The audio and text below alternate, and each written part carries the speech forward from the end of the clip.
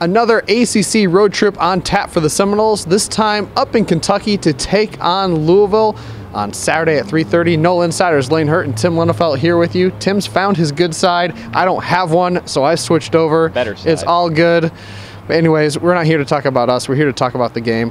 The Noles looked much improved against Northern Illinois, especially early in the game. 2 drives on offense, 2 touchdowns.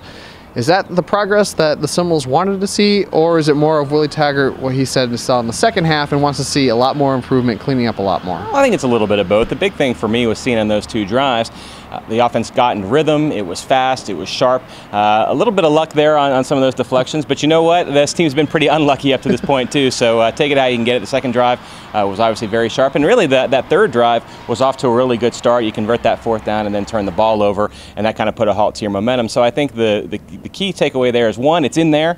We've seen what this offense can do when it's clicking, and I don't think it's fully clicking yet, but you at least caught a glimpse of it. Now it's, can you carry it on beyond 1 quarter? Can you carry it on into a half, or the entire game? An opportunity to do that this week, but the big thing really was just seeing it for the first time, because we hadn't seen the offense, I don't think, really get into rhythm like that in those first 3 games. So just to know that it's there was really encouraging to me. Defensively, the Noles did give up a couple of big plays. They said it's a couple of small things that need to be cleaned up, but you also saw a more physical defense.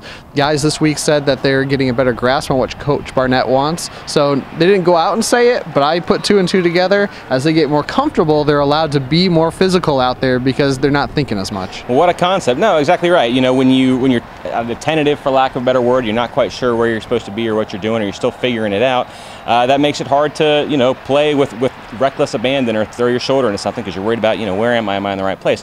Once you know that you're where you're supposed to be, or you know what you're doing on a given play, that sort of becomes second nature, and now you can let those instincts take over and lay some of those hits like we saw on Saturday, especially from some of those young guys. It was pretty encouraging to see.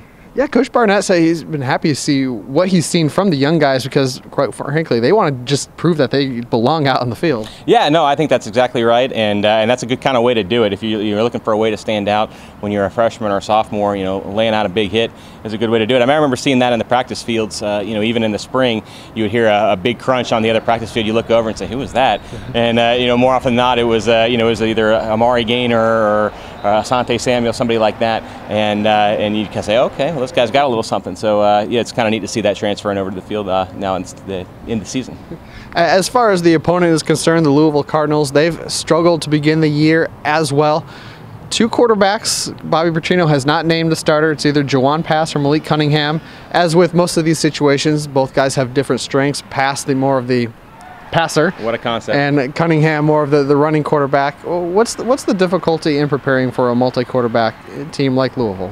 Well, I don't know. It's a kind of a good question. I kind of wonder if you're Willie Taggart or if you're Harlan Barnett, you kind of just sort of treat them as if they were one guy. And it will be interesting to see what Louisville does this week. Is right now, unfortunately for an offense, or fortunately for Florida State, is you can kind of get a little bit predictable when if your running quarterback only runs and your passing quarterback only passes, and it ain't too hard to figure out what you're going to do. So I'll be curious to see if Louisville mixes that up at all. And I'm also really interested to see how Florida State responds to Cunningham in the game if he plays a lot. You said he is a little bit more of a runner.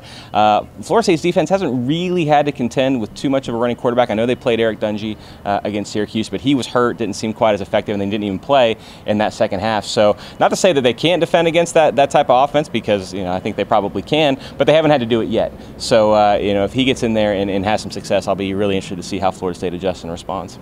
There you have it, Seminole fans. It's the Noles and the Cardinals on Saturday at 3:30 up there in Louisville. And of course, the Nole Insiders will have everything you need for that game as the Noles look for their first ACC win of the season. For Tim, I'm Lane. Go Noles.